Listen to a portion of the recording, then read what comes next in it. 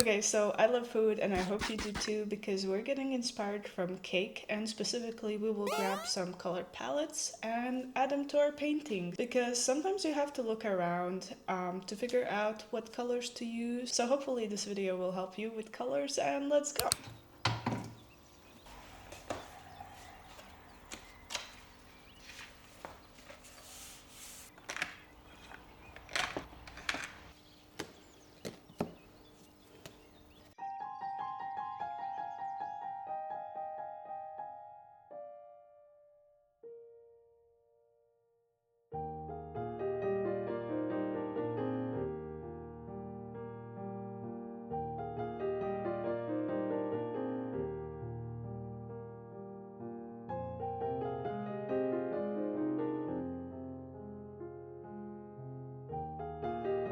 Hey guys, so today I wanted to give you some tips about colors, mostly what I do and how I approach color. So this won't be a tutorial, but if you want me to make a full video about colors, I can always try. So one of my favorite things to do when I'm stuck with choosing colors is to just look around me, look at objects, and one of my favorite things is to get inspired from food. And specifically today we're getting inspired from cakes because cakes already have such good color combinations so naturally built in them, so you really don't have to think about the colors at all. For this first deer, we are really channeling this strawberry shortcake kind of vibe, I think. So that's why I put a red under color base thingy, whatever you want to call it, so that we really have that red popping out for each color that we add.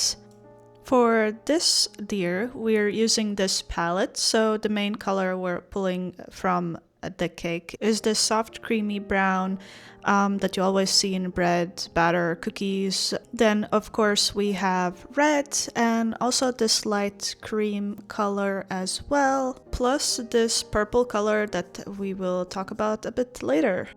All of these colors work really nicely together because we put this red undertone under them, so they're all leaning towards this warm red-ish color. That's something you can pay attention to. Even when colors are different, they can feel more put together if they share a similar undertone, so all of them will fit more together. And you can even add it to the color wheel. Colors that sit near each other on the wheel are called analog colors, and so they usually feel very natural with each other because they're so close and there's a nice transition between them. So this is kind of what I'm trying to do here. Even though they aren't identical colors, they have still similarities.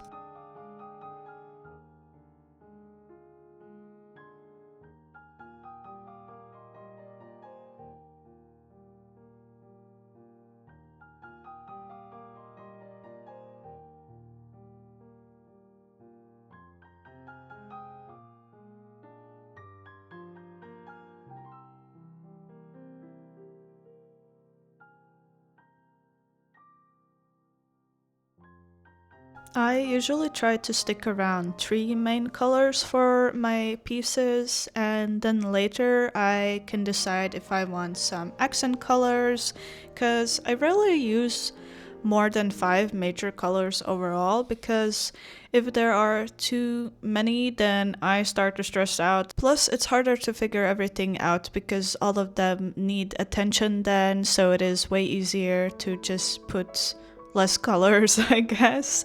And when I say 5 colors, for example, I don't mean light red, dark red, and medium red or something like that. I don't count them as 3 separate colors. That's just one, which would be red, I guess, because values can change, but the overall palette still stays controlled. And as you know, sometimes less is more, so honestly, when you're limiting your color palette, it can make your artwork stronger because then it forces the colors to work with each other in a nice way, if you know what I mean. And here, as you can see, I ended up adding this purple, and basically I wanted to have an accent color. As I said, I sometimes try to add it to make it more interesting, and here I added it more, I guess, to the shadow parts. It's not really the shadow color, but I decided that I needed something to make the deer a bit less flat, so that's why we have this purple. And again, purple is basically next to red, so again, that's why they go with each other.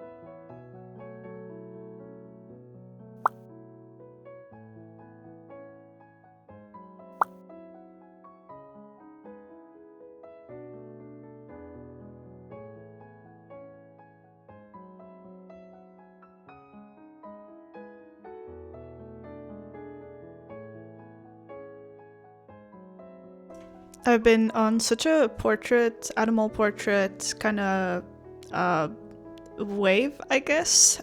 So that's why we're painting deer portraits, because also I just love painting deers. I don't know I just love their shape. I love how they look, how they look. Oh my god, I just got too excited, and my mouth started to go faster than my brain.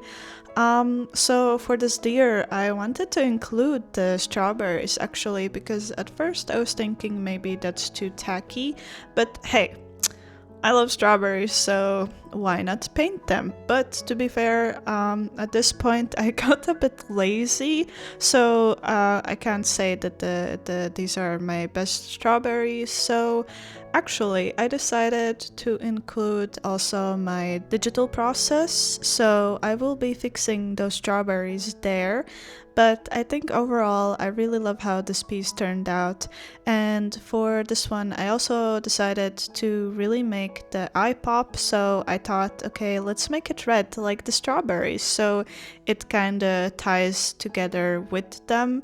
And I couldn't resist adding something flowy. So we have this strawberry syrup as well, because, you know, why not? So for the digital part, I had some mistakes that I didn't really see when I was painting, and so I had to fix the face. But also, as I said, I didn't really like the strawberries, so here I am fixing them. I just wanted them to be more shiny, I guess, more almost syrupy looking. I don't know. I just thought that they could be better than what I did with painting them traditionally. So let me know, which ones do you prefer? The traditional ones or the digital ones? I do think that these are slightly better.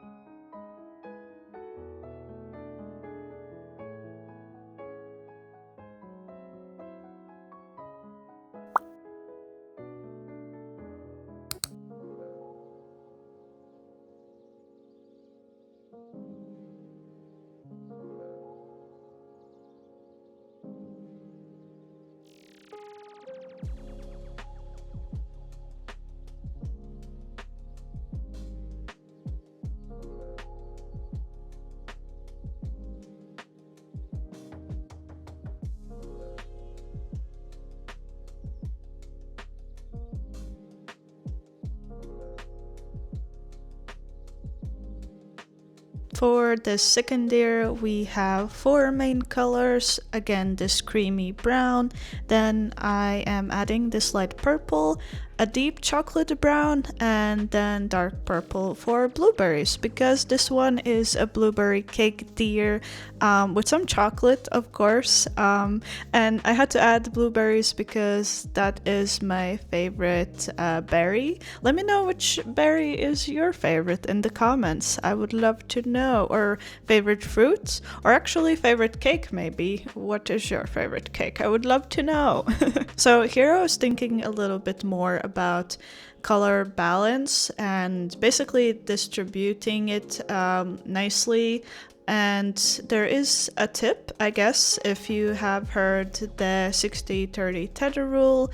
And it's basically the idea that around 60% we have this dominant color, and I tried for the brown color, this creamy brown, to be that 60%. Then we have the 30%, which is the second dominant color, and that is the light purple, which at first I couldn't decide where to put exactly, so I'm trying to make this kind of ombre effect. And then of course we have this 10%, which should be the accent color, but I did play around with it and we almost have two accent colors here, which is a bit of an issue, but that's because the brown got too dark and started to clash with the dark blue for the blueberries, so maybe in the future I need to fix that.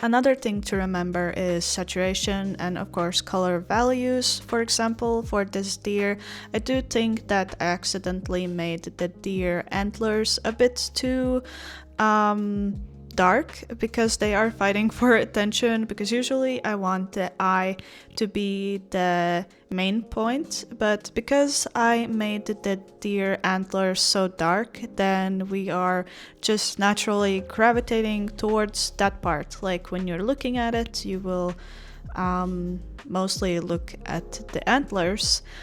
So you have to remember that this affects, like these values affect every piece that you touch, or not piece but parts.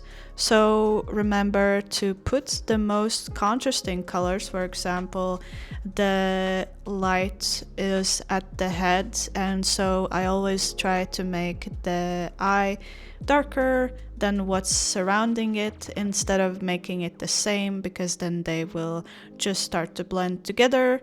Or if the head, for example, is really dark, then I try to go for a light eye so that the eye is the main point. The same is if you add a more saturated color next to a more muted color, then of course the saturated color will speak louder, just because of what's next to it. Again, because if you put two saturated colors together, then they will start to clash. Here I decided to make more of an ombre color for the antlers instead of just adding this chocolate drip, because I didn't like how contrasty it was, and how it clashed too much with the berries. Basically both of them were trying to get the attention, so I needed to distribute this chocolatiness a bit more evenly, a bit less harsh, because it was really bugging me.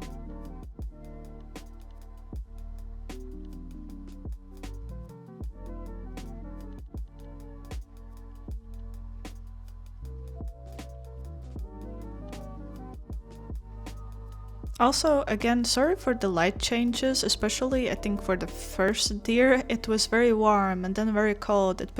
It's because the clouds kept coming in and out, so it was sunny and then it wasn't sunny, and so I can't really fix it too much. I tried my best, but it keeps changing and I can't really do anything about it.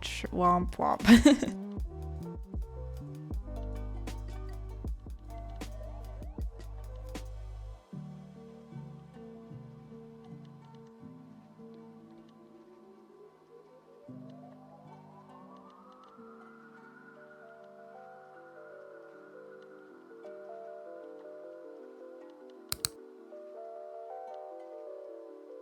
Here for the digital part, I didn't do too many things. I tried to simplify the berries a little bit, make them more bluish like the actual berries, and I also decided to change the color of the chocolate because it got way too dark and it doesn't look like a chocolate. It looks like, you know those mushrooms, the inky cap mushroom? It kind of looks like that, so I changed it to a warmer brown.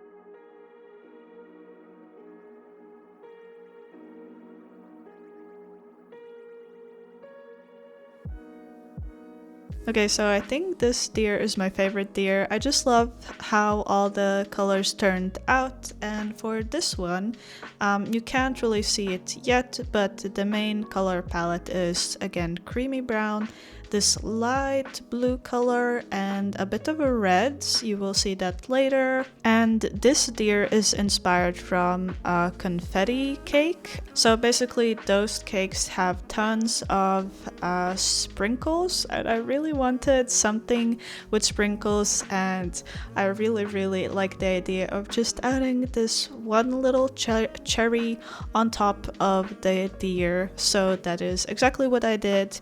Here I decided to make this ombre effect as well, to go from this creamy brown to the lightest, I guess you could say it's the frosting or the cream of the cake, because again, usually the confetti cakes have white frosting, I think, so that's what I was going for.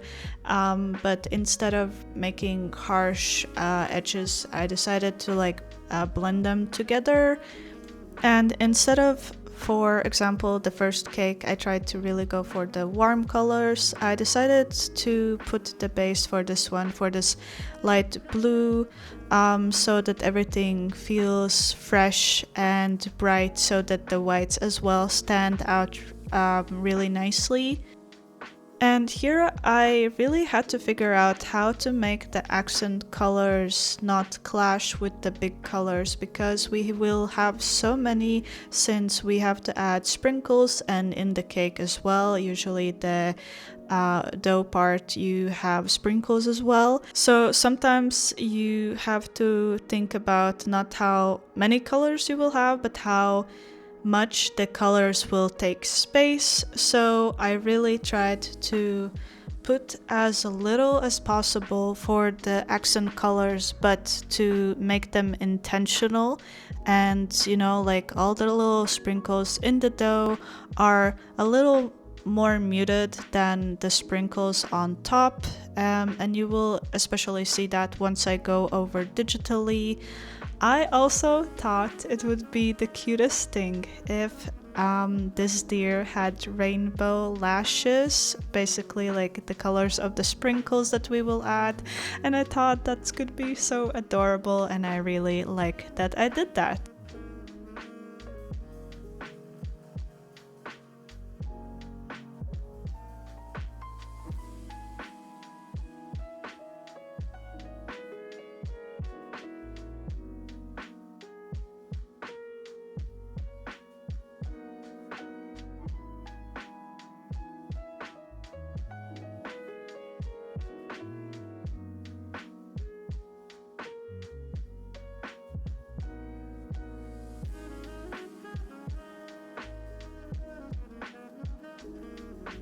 So this whole piece isn't really like what I go for. There isn't a full like one accent. Maybe it could be the cherry, but we are using tons of different little accent colors, so we are making the viewer look in multiple places, and that's fine because most of the piece is very calm and controlled because we have these base colors that really unify everything underneath all the color chaos, and the rainbow sparkles really just make everything seem cohesive because we aren't overdoing it.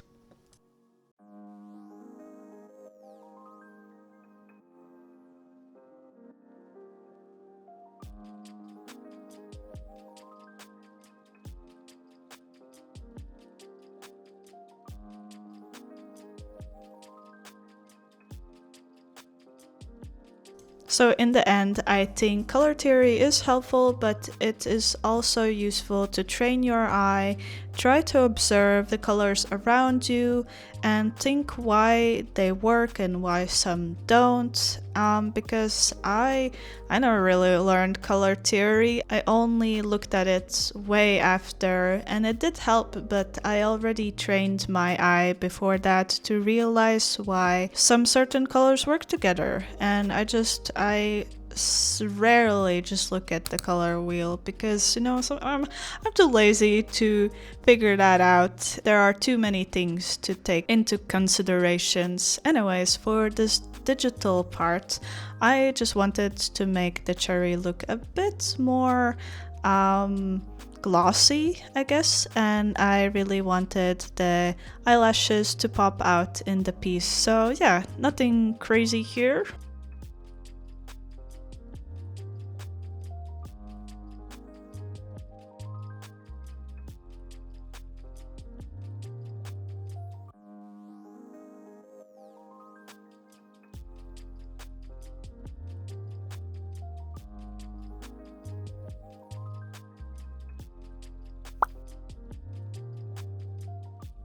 Thank you so much for watching. I really hope you enjoyed the video, and hopefully some of the tips will help you for your next piece, and grab some cake, you know, for the next video. I'll see you there. Hold me tightly like I was there and whisper softly in your ear that everything is gonna be alright.